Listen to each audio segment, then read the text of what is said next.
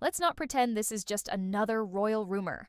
This time, what's unfolding inside Buckingham Palace might be the most shocking twist the monarchy has faced in a generation, not because of politics or public image, but because of a simple question that strikes at the heart of royal identity.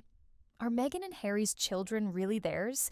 It's the kind of thing you'd expect in a courtroom drama, not behind the polished gates of the world's most traditional monarchy. But here we are. According to insiders close to the royal inner circle, the palace has officially demanded a DNA test, not for curiosity, but to settle a growing concern that could upend the future of the crown itself. And it didn't come out of nowhere. This explosive moment has been years in the making, fueled by hushed whispers, conflicting reports, and visual evidence that simply doesn't add up. Let's go back to where it started. From the moment Meghan Markle's pregnancy was announced, there were skeptics. Some people couldn't help but notice the inconsistency of her baby bump. One day it was pronounced, the next day, nearly gone. She moved with the agility of someone not in the final trimester. She crouched in heels, jogged slightly, and never showed the common discomforts of a late-term pregnancy. Was she just remarkably fit? Or was there more to the story? At the time, these questions were dismissed as cruel or conspiratorial. The media and the public were encouraged to accept the official narrative. To question it was labeled insensitive. But these whispers never really stopped. Instead, they evolved. As more footage surfaced and comparisons were made, internet sleuths began highlighting clear inconsistencies in the timelines and appearances.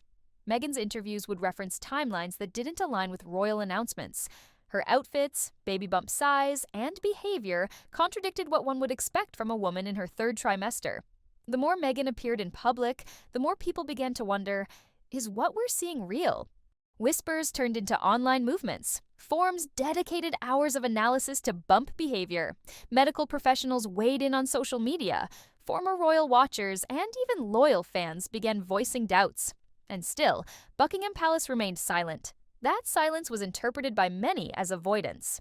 Now, it's being viewed as something even more serious, a potential cover-up of royal proportions. This period of speculation was not short-lived. It stretched across months, even years, and what began as whispers in fringe internet spaces found their way into mainstream conversation. Tabloids cautiously touched the topic, while podcasts and YouTube channels dove in with full force, analyzing every step Meghan took, every outfit she wore, and every gesture she made during public appearances. It was relentless, and the fact that the palace never made a definitive statement only stoked the fire. According to sources from inside the palace, the real shift happened behind closed doors. Reports claim that Buckingham Palace, under the quiet direction of King Charles, ordered a private review. The purpose? To examine the record of Meghan's pregnancy, not to prove or disprove a conspiracy, but to ensure the royal succession remains untarnished. This review wasn't just a casual glance at a few documents, it was thorough. Every public appearance was cataloged. Every photo, every video clip, every press release was meticulously reviewed for accuracy and consistency. Royal aides spent weeks comparing timelines. They looked into official statements made by Meghan and Harry during interviews and compared them against hospital records or the absence thereof. What this review allegedly uncovered sent shockwaves through royal staff. Archival footage, public appearances, press releases, they all seemed to raise more questions than answers. Timelines didn't match. Statements made in interviews were later contradicted. And perhaps most troubling, there was a noticeable lack of formal documentation. Things that should have been clear were either vague or missing entirely. One insider reportedly described it as a house of cards built on selective memory. In private meetings, tension grew.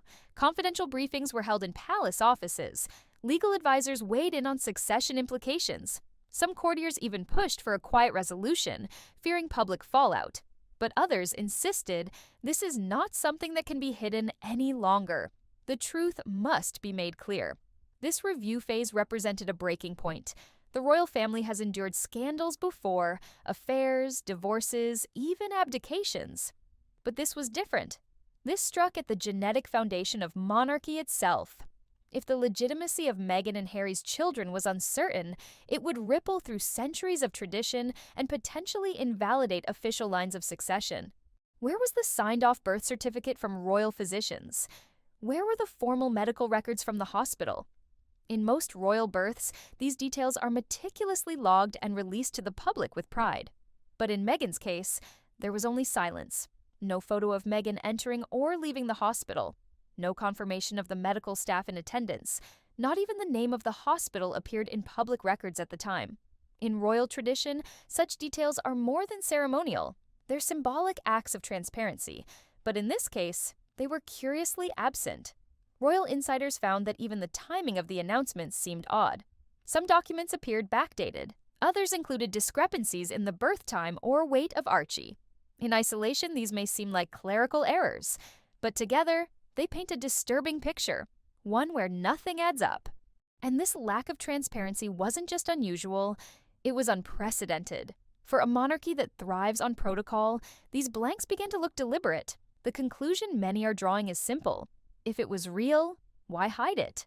Questions also arose about how a supposedly healthy royal birth could leave behind so little evidence. No doctor statements, no formal acknowledgments, no traceable process. For a family that documents everything, this was nothing short of bizarre. The palace has always held tight control over royal births. Traditionally, royal physicians are involved directly, and the public is issued a carefully worded formal notice within hours. When Princess Diana gave birth to William and Harry, those procedures were followed to the letter. Public images, physician statements, and hospital documentation were made available. The deviation from this practice in Meghan's case raised red flags within the royal household, even if they weren't immediately voiced aloud. Surrogacy in itself isn't scandalous. Many royal families in Europe have evolved with the times, accepting alternative forms of parenting. But in the British monarchy, bloodline is the pillar of power.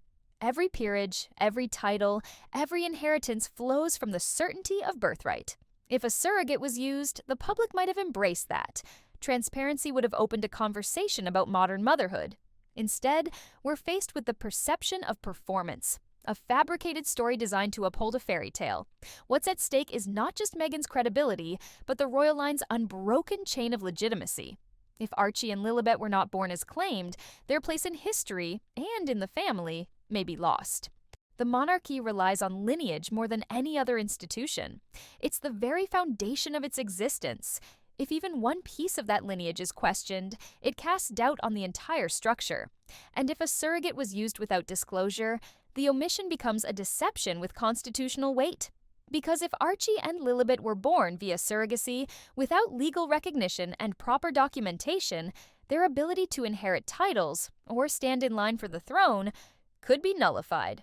Royal experts argue that it wouldn't just be a personal matter, it would be a matter for Parliament, for the Crown Estates, and for the Commonwealth. It could spark legal battles over inheritance rights, representation, and official recognition in royal functions and records.